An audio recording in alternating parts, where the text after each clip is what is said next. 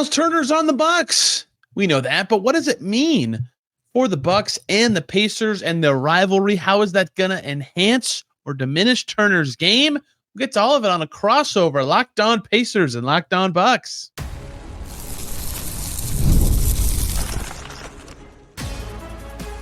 You are Locked On Pacers, your daily Indiana Pacers podcast, part of the Locked On Podcast Network, your team every day.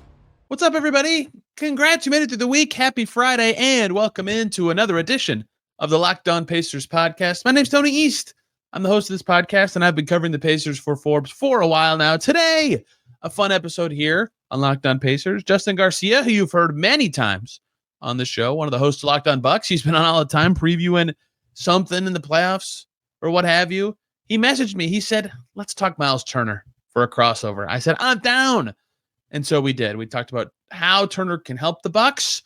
What does it mean for the rivalry with the Pacers? Why he left Indiana in the first place, strengths and weaknesses, and so much more about what these teams at the intersection could look like this season. Really fun show. And I know a lot of people are going to comment, move on, blah, blah, blah. No more Turner stuff. There actually will be one more even after this Myles Turner episode. I want to do something on his legacy before the season starts, but I thought it was a good conversation that many of you will enjoy. Programming after this show, since we did 5 this week, we're back to averaging 4 episodes per week this month. That's going to be the cadence for the rest of August. So keep an eye on 4 episodes next week, including the schedule show. The schedule is out for the Pacers. Adam and I will do our yearly schedule walkthrough preview show for Monday, which is one of my favorites. But if you want to see the Pacers schedule, including their first game against Myles Turner and the Bucks, which is in early November, which Justin and I did not know when we recorded, you can go find that in other places. But that's all for the housekeeping. Let's get right to it. Talking Myles Turner with Justin Garcia and his Locked On Bucks graphic for the first couple minutes. If you're watching on YouTube, let's go. So already, over a month ago now, Tony, time flies. Wow. Myles Turner, the big shocker in the offseason, going to the Bucks. So I guess let's start Game 7 for the Pacers. The reporting that came out beforehand that, hey, the Pacers are ready to go into the tax. They're prepared to pay upwards of $30 million for Myles Turner, and it doesn't happen. I think obviously what happened a few minutes into Game 7 probably had something to say there. I would agree with that. I think that, as Kevin Pritchard, their president, has said, that they were willing, I believe him, that they were willing to go into the tax because maybe this year it would have been yucky because it wouldn't be that great without Tyrese Haliburton. But 2 years from now, yeah, you want the team that made the finals and has that sort of ceiling to be intact. They haven't paid the tax in ages, but he talked about the apron restrictions being what they would have been concerned about more so than the tax. Yeah. Obviously, though, when the ceiling of your team drops immensely, right, you have to at least reconsider what your spending is. And I think that led them to maybe more negotiation than they would have had if Haliburton did not get hurt, if they had won the game, any sorts of directions you could point that arrow, because there's a big change in their reality. And, as the Bucks have kind of danced around, honestly, in the Giannis era, the tax is like one thing. The repeater is when it gets dicey. And so you want to start the tax clock, if you're going to pay it, at a smart time. Is it a really smart time to go way into the tax? So there's new spending rules this year. If Haliburton gets hurt, like they still should have, to be clear, but no, it's at least a different consideration. So I think Game 7 changed things. That said, I still think they would have preferred to have Myles Turner on their team and not their current biggest rival. Well, and I think Camille and I talked about this early into the process too. How much of it, I suppose, do you know, or is the speculation, how much of it was also, you look at the landscape of free agency, and if you're the Pacers, there was no murmurs or rumblings that the Bucks were going to do this, and you observe the landscape and say, well, it's maybe the Pistons can create cap space. I don't think they're going to be in the market for Myles Turner. The Nets do, but I don't know if he's going to want to go there unless they blow him away. That realistically, who else can really offer him this? So this is what we're going to come in with our offer. Detroit was like a murmur Naz Reid Myles team for a second, right? And then the Malik Beasley thing happened and they stayed over the cap. And so the first day of free agency, and like front offices know this 10 million years before us, but like even us and the public found out, Nickeil Alexander-Walker is taking that Atlanta trade exception. The Nets used a bunch of their cap space on Michael Porter Jr., and the Pistons got Karis LeVert, which meant they either were using cap space or staying over the cap. And in my head, I'm like, it's over, right? There's nowhere else for Myles Turner to get even close to his market value. And so, again, obviously spending was a factor the tax and the injuries were a factor in the Pacers thinking of starting negotiations where they did. And I wonder, and I bet they would say they regret it a little bit now. But I also think they said, and Pritchard talked about in his press conference, that they look around for shadow cap space teams that could, if they do something dramatic, do that. So maybe the Bucks, they knew it was a possibility, but I don't even think you expected this. No one expected that to be on the table. And so I think after those first three moves were set in stone, it was like, yep, it's over. There's nowhere else for him to go. They maybe are ironing out some details. It'll be fine. I even did a podcast the first night. The Pacers did nothing. I was like, yeah, it's probably just some negotiating thing. It's a weird scenario where they kind of both have leverage. And then we saw what happened. So, yes, I think that the dynamics of free agency also were a big factor in this because nobody thought, especially after that first day, that it was even possible for him to leave. No, when we saw the report come through that. Oh, I immediately was like, is this a Kuzma sign and trade? What? How is this possible?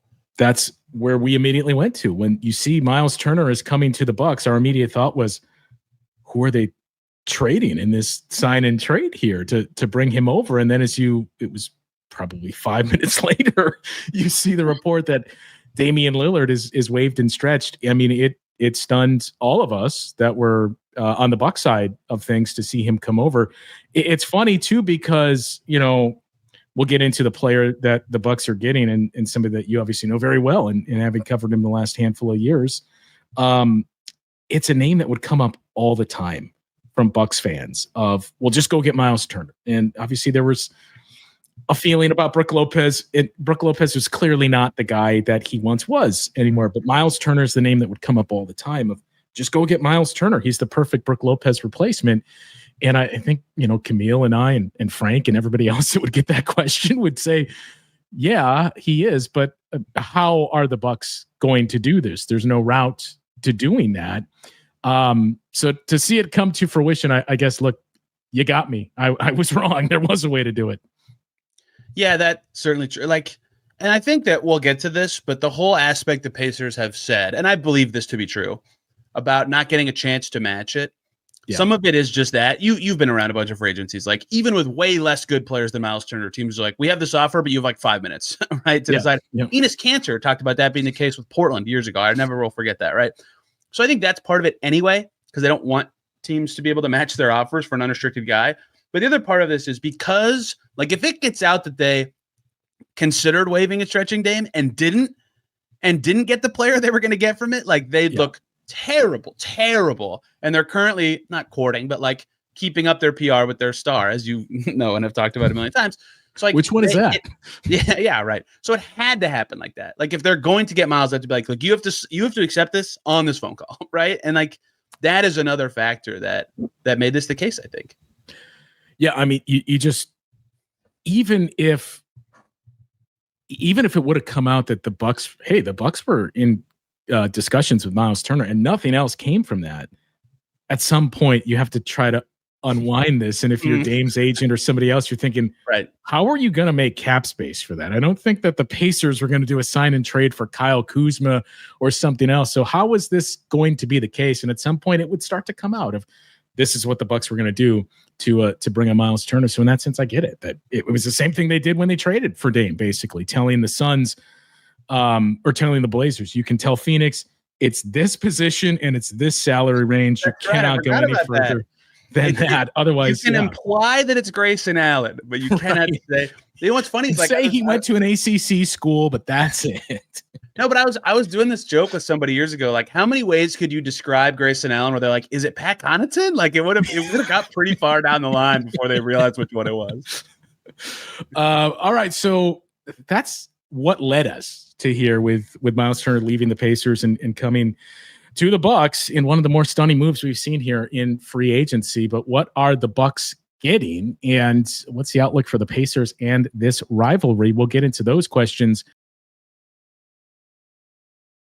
Everybody, quick break. We got to talk about Monarch Money. Most people cannot name all of their financial accounts or even what they're worth, whether it's 401ks, properties, investments, or more. When you don't have the full picture, you can end up leaving money on the table. That's why there's Monarch Money, an all-in-one personal finance tool that brings your entire financial life together in one clean, easy-to-use interface on your laptop or your phone. It does the heavy lifting for you. You can link your accounts in minutes, see clear data visuals, get smart categorization of your spending, and finally feel in control of your money without touching a spreadsheet. There's so many features that people love, linking your accounts quickly and immediately. You can spot some subscriptions you might not be using. You can cancel those. Boom. Save a ton of money month to month. And it's so simple to review your finances with a partner who can see budgets and goals and spending activity all in one place. Don't let financial opportunities slip through the cracks. Use code LOCKDOWNNBA at monarchmoney.com in your browser for half off of your first year. How about that? That's 50% off your first year at monarchmoney.com with code LOCKDOWNNBA. So the guy that the Bucks are getting, Myles Turner, I mean, I think everybody has said, hey, you got a better, younger version of Brook Lopez. First and foremost, how accurate is that? Yeah, the stuff that Brook Lopez, especially in his heyday, was the best at, Turner is very good at. I mean, look, Bucks fans actually know Myles Turner pretty well, right? They played him 4 times a year plus playoff series for years. Like they don't have to speculate and be like, pretend they watched the Pacers. Like they actually did. So he is, I would say peak Brook Lopez was maybe a better defender than Turner was the last couple of years, but Turner's a better shooter. I think the difference is that Turner has way more toward the rim pressure, right? He can actually shot fake, put it on the floor, score, turn around, Dirkish shot. Like, I'm taking a bunch of those. But like, yeah, he can make that, right? Like he got a lot better, especially playing with Haliburton the last couple of years at not just being a pop big. And Lopez was like a good post-up guy to end last season a little bit, but Turner is much more of a 3-level guy. But to answer the question specifically, like high level, yes, like better in recent years, much better Brook Lopez in terms of good defender, really nice shooter, space it out. And that kind of player is basically additive to any other 4 players around him. Yeah, I agree with the offensive assessment. I mean, I think Brook is obviously a better post player than Myles Turner, but Myles, better shooter. He took a higher volume of threes than Brook did last year even. And the mid-range, I mean, that's where he killed the Bucks in that series, and rolling to the rim, where, Brook's game, he could be a very streaky 3-point shooter and had that post presence, but anything in between was just always a work in progress. He had that kind of one-handed floater shot he was working on. Everybody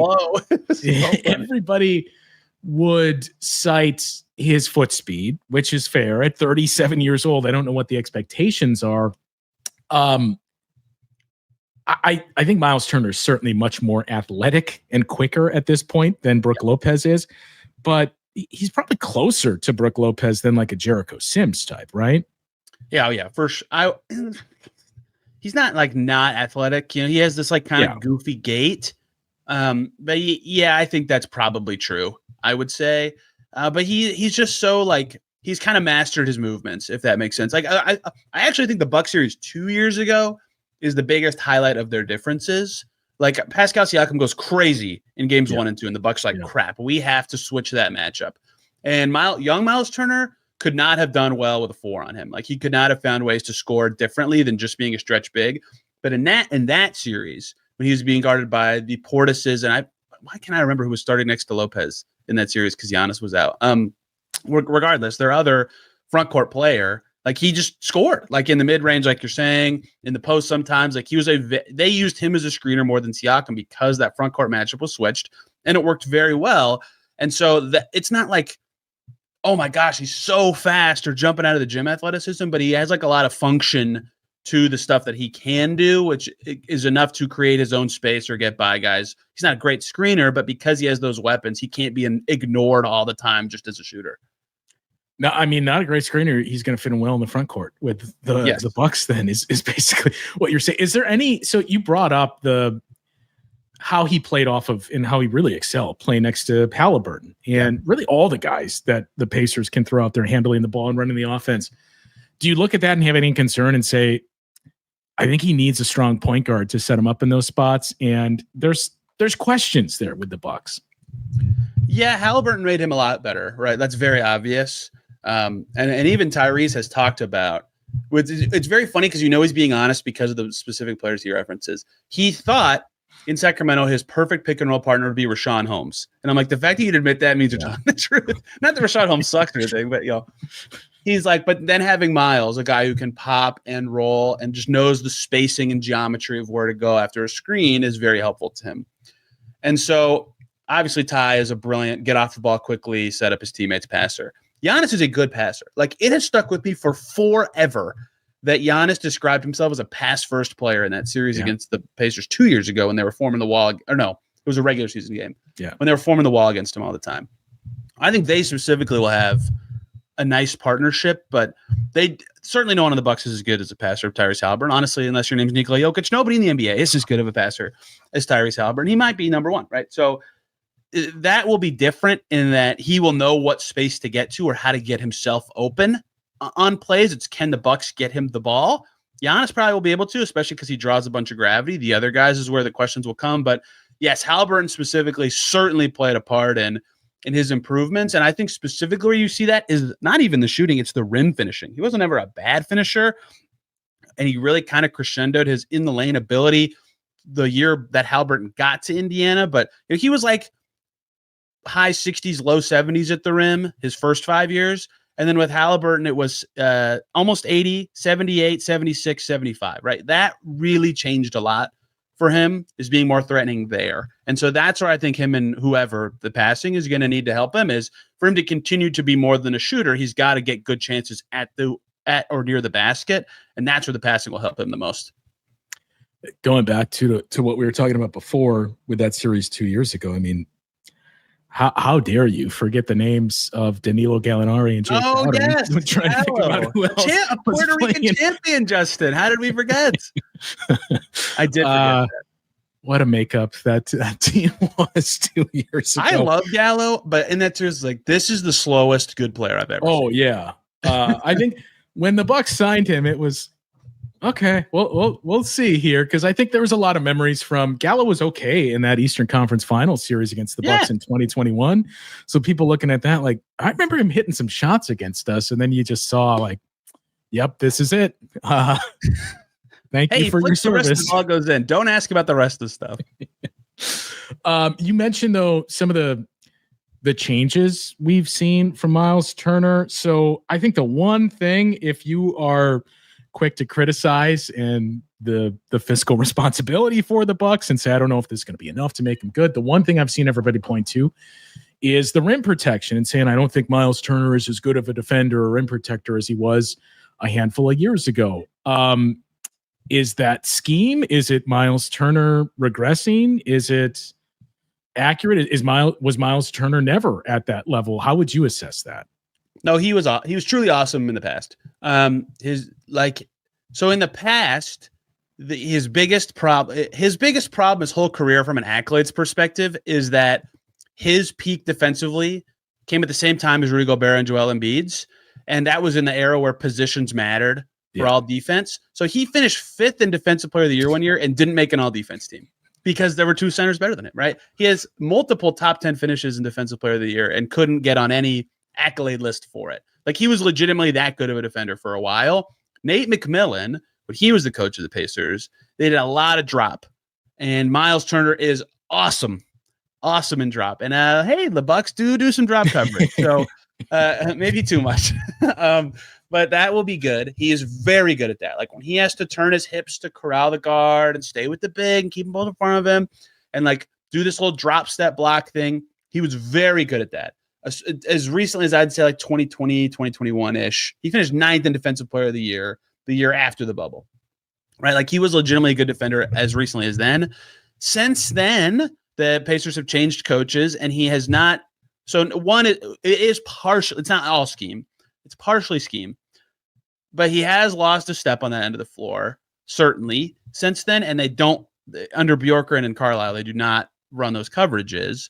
So he's still a very good pick and roll defender in other coverages. Like, he can recover from the top of the key. He's good at, like, people talk about chemistry. They always talk about offense. Like, he's good at getting chemistry with other defenders. if that makes sense, to guard actions well. Like I think him and Giannis will be a really good pairing defensively, certainly.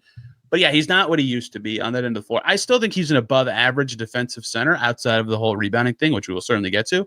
But he's a deterrent at the basket. In the 2018-19 playoffs, Kyrie Irving was like, "Oh, dude, our eyes light up when he goes off the floor. Like we're psyched about the opportunity that comes at the rim." Like that's what he was at his peak. That Kyrie Irving was excited when Myles Turner left the floor. But more recently, he's switching is more prevalent. Goofy defenses are more prevalent. Cross matching is more prevalent. He's not that. He's still a good defensive player. Like he will be an additive defender, but he's more like in the 60 to 70th percentile as a defender, as opposed to the like this is a top 15 to 10 defender in the NBA. He used to be. So you brought that up, the rebounding part, and it was a familiar cry with the Bucks too, that I think a lot of Bucks fans would look at Brook Lopez's counting numbers and say he's a terrible rebounder. And we would always point out, well, look at the Bucks defensive rebounding rate and look at their rebounding success overall when Brook is on the floor, because he creates those opportunities. Giannis benefited the most from it, to have Brook Lopez next to him. The numbers are pretty comparable. If we just look at the counting stats, is the rest of it similar or not? It is. So like he'll force misses. The Pacers rebound rate was always better with Turner on the floor. Like he'll have a lot of games where he'll finish with 5 rebounds, where like he'll be boxing out his man and someone else will get it. And everybody's like 5 rebounds for your center. I'm like, that's still good. Like he did a good thing. He's not a good rebounder. Like there will be a lot of like, oh man, like he's got to get that one. Or just like, how did he not? He was in position. Like, how did he not get that one? It's like against the Bucks, it never popped up, which is maybe why fans don't know, because he's going against Brook Lopez, who has similar issues. But yeah, like that, he missed a lot of shots in the finals too, obviously. But that was a very souring moment in the last 2 rounds of the playoffs. Really, is like they're turning to Tony Bradley to get a rebound against the Knicks. They're turning to Tony Bradley to play against Isaiah Hartenstein, because Turner is not a good rebounding player.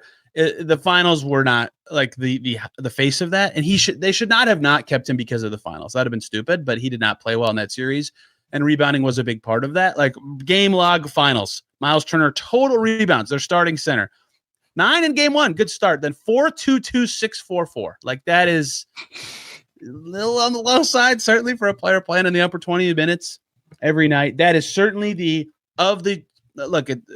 NBA is changing constantly, but of the traditional center skills, that is by far his worst one, I would say.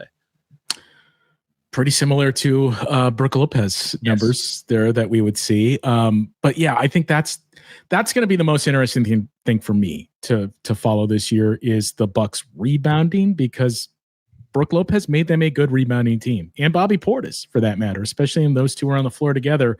You'd have Brook boxing out. Bobby is good at going to get the ball. So I'm curious to see how that evolves this season for the Bucks. The overall feeling between these two sides, the fan bases, the organizations, and some of the back and forth we heard, even Myles Turner's press conference. You were there in Vegas, and one of the few people that got a shout out by name from Myles Turner. So we'll get into that and just the guy that the Bucks are bringing to the community here and the team.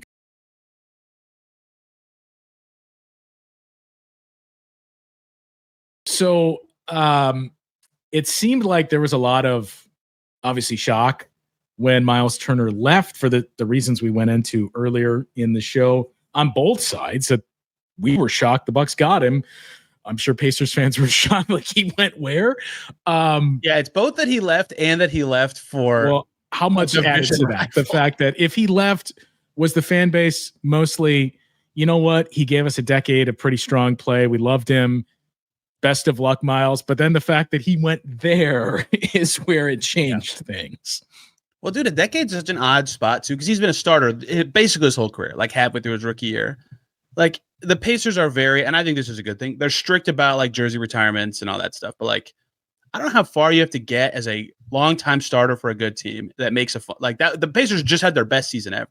Like, how close is he to like legendary status with a franchise? And then it's just like that. No chance that's happening, right? Like that's over. And so that was part of it too. Is just like it felt. Maybe I was a little too bullish on this myself, but it felt like almost fait accompli. It's like, yeah, he'll be back. All right, there's no space for him. He fits very well here. Oh, Yikes. That didn't go well. So it's kind of a weird slow play from the Pacers of like, hey, maybe we didn't negotiate great. And also like, holy crap, we were stunned that the Bucks did this and this came out of nowhere. Like, I think both of those paths have some truth to them, certainly. So it's both that he is gone because again, 2015, he was starting games for the Pacers. Like that picture of how long he's been playing that everybody was pointing to, it's like him against Tim Duncan on the Spurs. Like it's been, and he's on the Pacers in these pictures. Like it's been that long, right? And now he's on it's going to be weird for a lot of fans. And now the Pacers have no idea what to do at center. And I think that's part of it too, is like it's not like they could just turn around and be like, great, we have cap space instead of Turner to go get someone else. Like they can't. It's Isaiah Jackson and Jay Huff. So it's just, it was weird. It was very strange given what his career could have been. And he talked so much about in the last couple of years, which you kind of alluded to off court stuff. We'll get to that.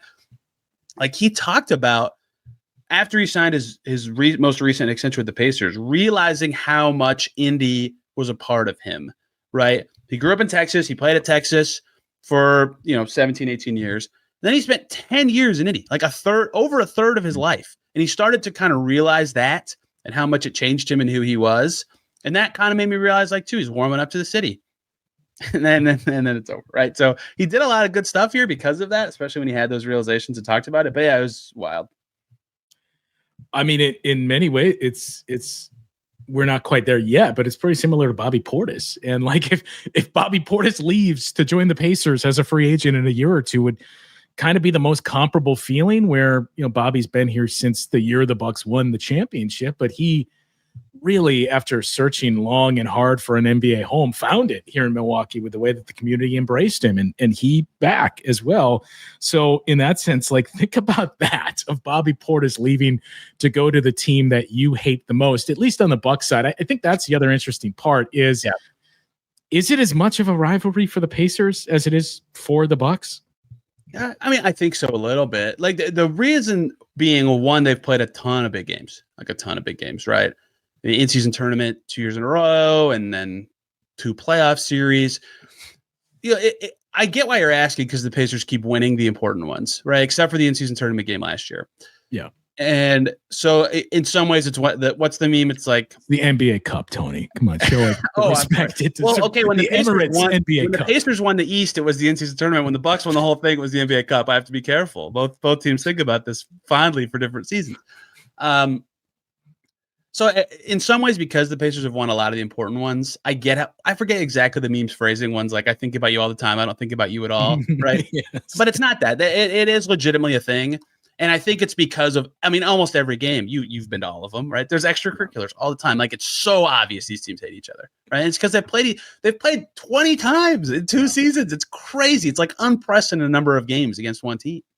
I'm glad you said. I agree. It just the first time I had to question, like, wait, because I think Packers fans are guilty of the same thing too. Like, yeah, I get it's a rivalry, but come on, the Bears suck. We beat them all the time. Yeah, exactly. It's kind of the feeling. But I remember we asked last year before, it must have been game 3. We were talking with Mark Boyle and talking about the rivalry, who's the longtime, voice of the Pacers for over 30 years now. And he kind of said no, where he's like, well, for it to really be a rivalry, you got like, we've done this twice, but you got to play in the playoffs more than that. You got to play deeper in the playoffs. Like when we were playing the Knicks in the 90s, a lot of times it was at least the semifinals, the conference finals, once or twice that you had that was a rivalry. We're not quite there yet. And that was the one thing that made me think like, do the Bucks just have this intense, and Bucks fans have this intense hatred for the Pacers, and Pacers fans are more kind of like, we find them annoying? So I would agree with that if there was like no in-game tension between the team, if that makes sense. But there is. You know what I mean? You know what the through line is? The starter of it all, the Jordan Nwora trade. That's where this began, obviously. Oh man, what could have been on both sides for both of us. He was the fun. Jordan Nwora is a fine player, but I felt bad being like every time I had a Pacers Bucks question, I was like, well, I have to talk to poor Jordan Nwora because he's played for both teams. All right, guy, come over here. I think the Bucks fans have been and I don't mean this as a bad thing, it's mostly a product of where they've been drafting, but they've been guilty of really throwing all their hopes into any young guy that comes along. Like really the one that made the most sense was Dante DiVincenzo, but you would have DJ Wilson and just waiting for him to develop into something. Ryan Rollins. Yeah, Ryan Rollins became that guy last year, and that's paying off. But for a short period of time, Jordan Nwora was one of those guys. And I was guilty of it too, of like, all right, the guy he's got a weird shooting motion, but he can score. So, all right. But then you saw the defensive side of things. And his family was very active on social media because we did a pregame during the COVID year, did a pregame show before the TV pregame show that we just did on the Bucks app. And we started doing player interviews. And one of them was with Jordan Nwora. And I talked with him for like 10 minutes. The most retweets and like comments and mentions of it, I started looking at it and then like started digging down the rabbit hole of who is this person. And one, I think, was his sister. One was his dad would retweet everything. If you mentioned Jordan Nwora, it was getting retweeted and commented on. So it started to become this thing of be careful what you say about Jordan Nwora, even if you're using stats to back it up, because his family is going to come after you. When he got traded in that Jay Crowder trade, he only played like 25 games for the Pacers. He averaged like 14 points a game. It was like, whoa, this is a guy they should look at. And then they got Obi Toppin and Jarris, and he barely played. But like for a second there, everybody was like, oh, okay. Like keep this guy in mind. He's kind of young and decent. And then it never really stuck. Well, I mean, really, the rivalry, the seeds of the rivalry were planted when Malcolm Brogdon signed as a restricted free agent, because like that I was. I remember that. That was like the handshake ownership sign-in trade that got the Bucks. I forget what pick that became, but that was very early in the choose your side, because that was the summer that the Bucks had already extended Eric Bledsoe leading into the offseason. Oh yeah. So the writing was kind of on the wall. Chris Middleton was a free agent, and that's where we started to see the divide of, is Chris Middleton really worth this? And you had people like, how can you let Malcolm Brogdon walk away? Brogdon was a good player, certainly. Very weird how that all happened, but Brogdon was a good player. We mentioned the press conference took place in Vegas. There was no local welcoming for Myles Turner. There was only, I believe, Eric Name, the only local reporter that was there during Summer League, and you were there for it. It was interesting because it kind of coincided with Pacers players specifically going out of their way to not mention him and make some interesting social media posts. Myles Turner kind of danced around some things as well. So just what was the tone and vibe like in that room? Yeah, he did tiptoe around, certainly. I mean, I think that kind of is revealing, right? About just kind of like the shock seems so extreme. Like he's an unrestricted free agent. It's not like, oh my God, what? But like he's the best player to switch teams as a free agent, right? I think you'd agree with that. So like that, that's somewhat shocking. It was just kind of different. And I was like, wait, this is like, that's Myles Turner and Doc Rivers, the same podium. What?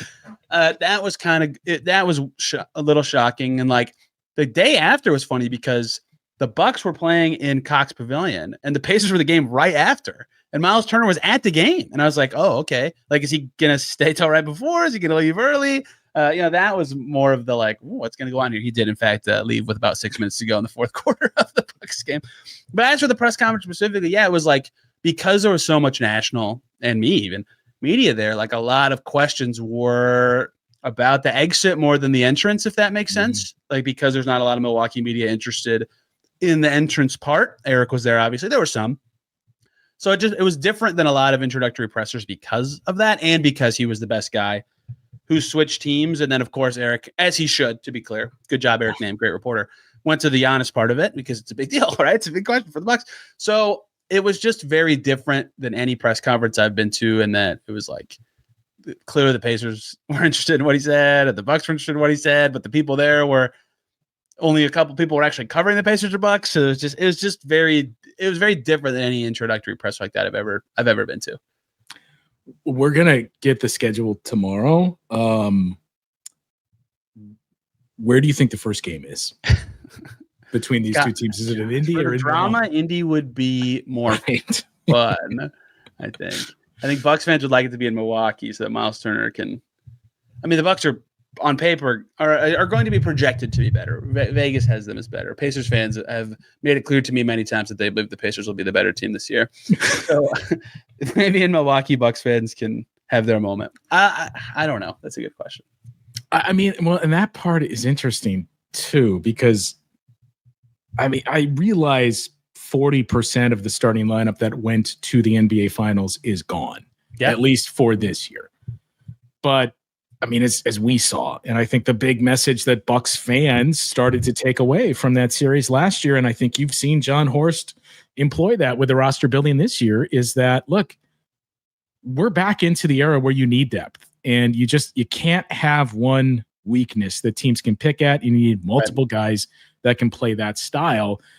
So there's more to it than just losing Myles Turner and losing Tyrese Haliburton. They still have very capable guys. As down as the Eastern Conference is, and with a coach as good as Rick Carlisle, they're one of the more interesting teams to me to see what path do they take, and do they choose to just say full on gap year, let's develop young guys and let's just put everything into next year, or do they decide to remain uber competitive in the Eastern Conference? When you look at it and you say, we know two teams should be really good, we think one is going to be much improved.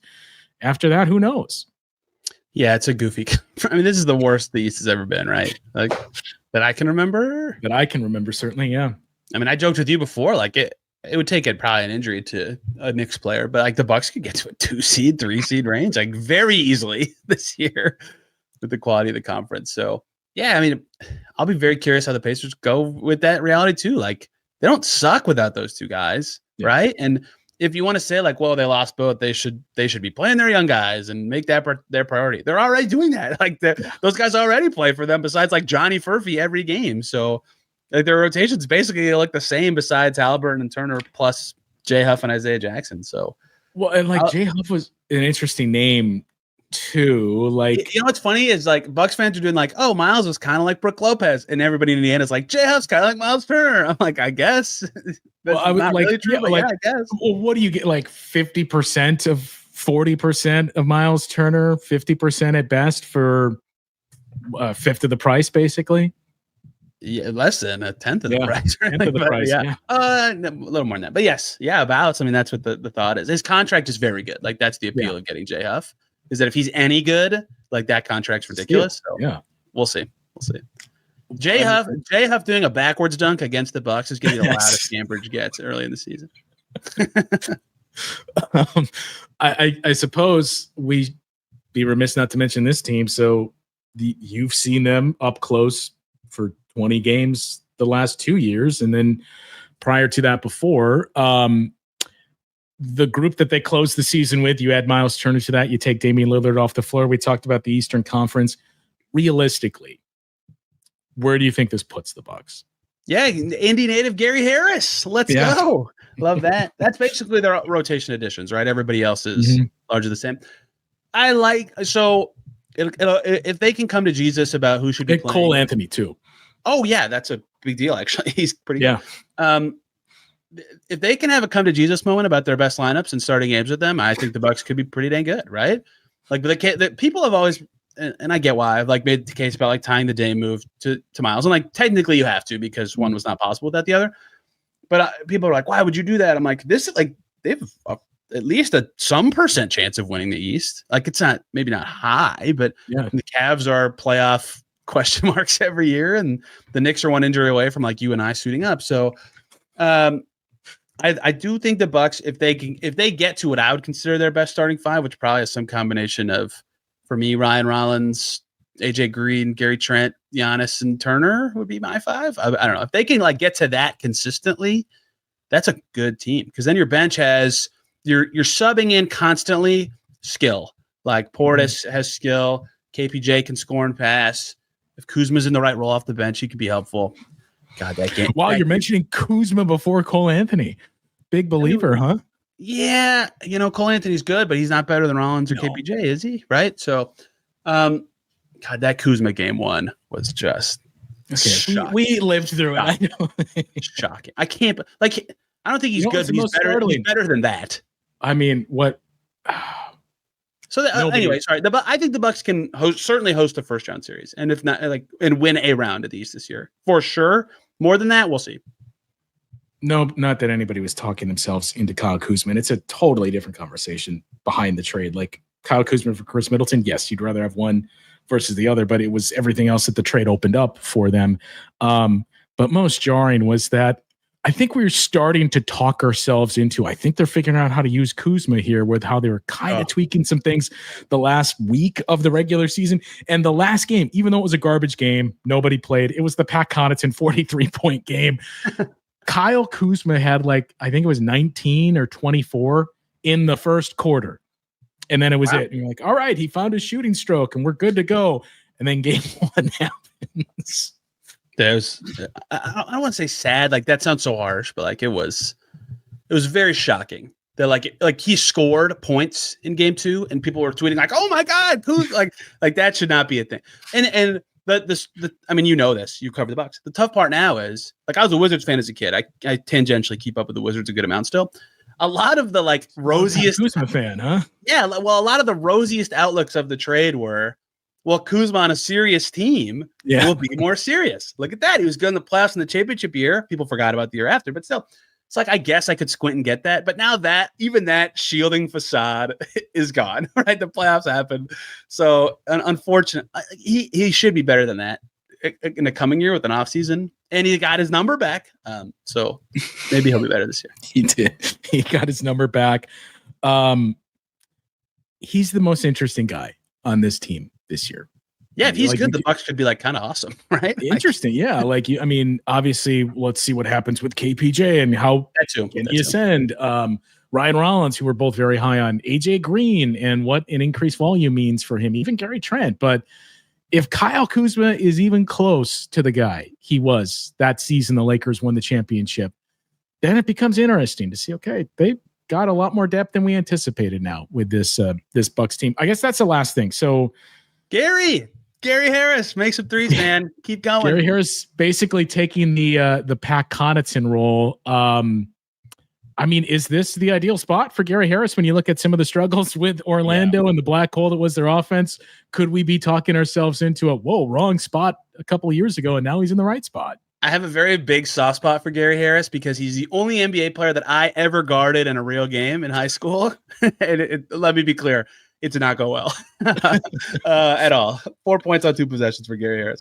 I wondered if his career would be wasn't over. 6. Yeah, true. I wondered if his career would be over. He's barely hanging on in Orlando, so I'm glad he's on a good team again. But it's also good for the Bucks that the expectations for the Pat Connaughton role is now a minimum player who barely played last year versus a $10 million player who used to be good. Yeah. Realistically, what do you expect from Myles Turner? Point, because he's never averaged 20 in a season. I think 19 was his high. That's not happening. Is he going to be the second leading scorer on this team? Man, if he is that a problem? Depends how many points Giannis averages, I would say. That's my answer to that. Yeah, he'll be he'll probably shoot more than he did last year. 12 shots a night, take 6 threes. Yeah, he could be a 16, 17 a game guy, I think, certainly. He is not. He's kind of capped at scoring in a way a lot of guys are, in that he can, I guess, create his own shots if he has the right matchup. But a lot of his baskets are someone else does the work and he finishes the play, and he's good at that. But that does put a hard cap on how often you're involved. You know what I mean? There will be some games if you play. Myles Turner destroys the Pistons. The Pistons sag off of him so much because of their scheme, and he takes 8, 9, 10 threes and makes 5 of them every time. Right. In those games, you'll be like, wow, this guy could average 20 at 2 a night. And then they'll play a team with Isaiah Hartenstein or with, the many strong posty bigs who kick his butt, and he'll have 8 points. And it's, he's kind of hard limited by who he is. He'll be in that 17-ish, I think. But I think he'll play, I don't know. I think he'll play about 30 minutes a night and be about what he was statistically for the Pacers. Maybe a little higher on the totem pole, but different shots because he's playing with a different star. Well, actually, this is the last thing here. It's one thing Camille and I touched on earlier in the off season when this move came to fruition. Expectations for games played, because I know there was a stretch where he missed a decent amount of time. Not the last couple of years; he's been pretty durable, but that is the one thing Bucks fans need to be aware of. Brook Lopez was in Iron Man. You could pen him in basically every single game. Is that the expectation with Myles Turner? Yeah, so be wary that in 22-23, let's say, he probably could have played more than 62 games. Okay. Pacers may have had some other incentives. But yeah, there was a stretch like in the late 2020s or excuse me, late 2010s and early 2020s where he was missing good chunks of time. And so I wouldn't call him like injury prone, especially because of he probably that year would have played, let's say 70. So he's had 3 straight years of 70 games, but there was a time before that where that was not the case for him, the expectation. I would say you could probably pen him in for 65 to 70, which is not bad, but it's just the expectation of Brook Lopez was playing 80 games a year. I would say that, yeah, Brook Lopez has certainly probably warped expectations in Milwaukee of games played for centers. Like, centers is the most injured position, usually, just because of the amount of contact with it. I would not say that Turner is any more than normal at the position, if that makes sense. And look, I mean, we didn't touch on Jericho Sims, but you retained him. The Bucks have more depth in the front court now than they've had, because it was always Giannis, Brook Lopez, Bobby Portis. Pray to God we don't have an injury. And now you got another guy in there. So, look, the games where you're on Myles Turner, that's what the regular season is for, to tinker and find what lineups work. And they certainly have those abilities now, even to play smaller with guys like Kuz playing the 4. And Doc has even threatened or hinted at, we think Kuz could play the 5. So they have some options there. I mean, I agree with you. I don't know what the right word is. We've used shocking, stunning in the nature of things, like grand scheme. Shocking, no, but just relative to what the expectations were, shocking. I mean, I'll admit that I was like shocked when I saw it. Like, I was shocked. Shocked? Were you more shocked that he left for the Bucks, or more shocked that this isn't a sign and trade? Yeah. I mean, the totality of the 10 minutes of like, wait, what? How? Very memorable day. And like, I didn't tweet very much because I was trying to processing and trying to figure out what is going on. What happened here? Yeah. Like, how did this happen? And people were texting me like, you're not on Twitter? Like, you saw this, right? Are you okay? I'm like, yes, I'm good. I did not. Very rarely did the Pacers front office, I've kind of figured out what they do, and they're good. They're smart. They built a finals team, right? So the history of them made me think too, like, yes, they understand what to do here. Yeah. I was very surprised personally, but then you figured out what happened, and I guess I get it. It's just surprising. Okay. One more last thing to wrap with this. I mentioned Myles gave you the shout out in the press conference too. Yeah. The guy that is coming to the community for the Bucks. Good dude, fun dude. Atypical NBA player in that he loves the rock music aspect. Like, I put this in my story about his exit, but I'll never forget. They won Game 6, so that's their biggest game in franchise history in the finals to force a Game 7. And he comes out of the shower and he's getting ready to do media, and he's just blasting "Kiss from a Rose" by Seal on his phone. Right? He loves like rock music, that kind of era of time. Good dude. He started his own Warm Foundation in Indy. He did distribution events all the time, like in the arena at Dick's, whatever, like with kids. That was always very cool. He's just interesting, right? I can't wait for him to do his first "I don't play with Legos, I build Legos" quote in Milwaukee. That's always a hoot too. He's just enjoyable to be around, like a fun teammate. No, I've never heard of complaints about who he is. And certainly when the Pacers were young, had to grow as a leader. Like, it wasn't like they asked him to, like, it was just like, dude, it has to be you. You've been here the longest. And so he is better now, especially on good teams, at actually having a voice that matters, because he's won stuff now. He's already been asked about Legos by the Bucks social team. Did he back the fan section in Indy too? He did. Yeah, they had it was called Turner's Block, and so I don't know if it was free or discounted tickets for those people. They'd come be loud. The Bucks have a fan section. You know how it works. Yeah. Bobby's, right? And then he would cover the rest of the cost. Yeah. I mean, again, you've heard rave reviews about Myles Turner, the person. You confirm that. So a good fit in the community, and we've talked through the fit next to Giannis, and ideally the guy that replaces Brook Lopez. The most interesting part of his job now is to get like Giannis into the Clash or something like that. Something hilarious like that. The most interesting part of all of it that neither of us have the answer to the question of is Giannis recruiting. The more you start to hear about that, recruiting Myles Turner and basically recognizing this is the style of play that works next to me. This is what I need. I need to find somebody younger than Brook Lopez. What does that mean about the future of Giannis in Milwaukee? So that remains to be seen. Wait, is that a big question that people talk about a lot? I don't think it's this year. I haven't seen it yet, if it is, but I would imagine at some point it's going to come. We haven't gotten a once every 4 days update about how he's feeling yet this week. So, well, it's going to be interesting when we run into each other at the arena now. These 4 matchups, and if history's any indication, these hopefully more than 5 matchups in the postseason for these two teams. Again, they're not in the same grouping for the Emirates NBA Cup. No, what a fail by the league. Yeah.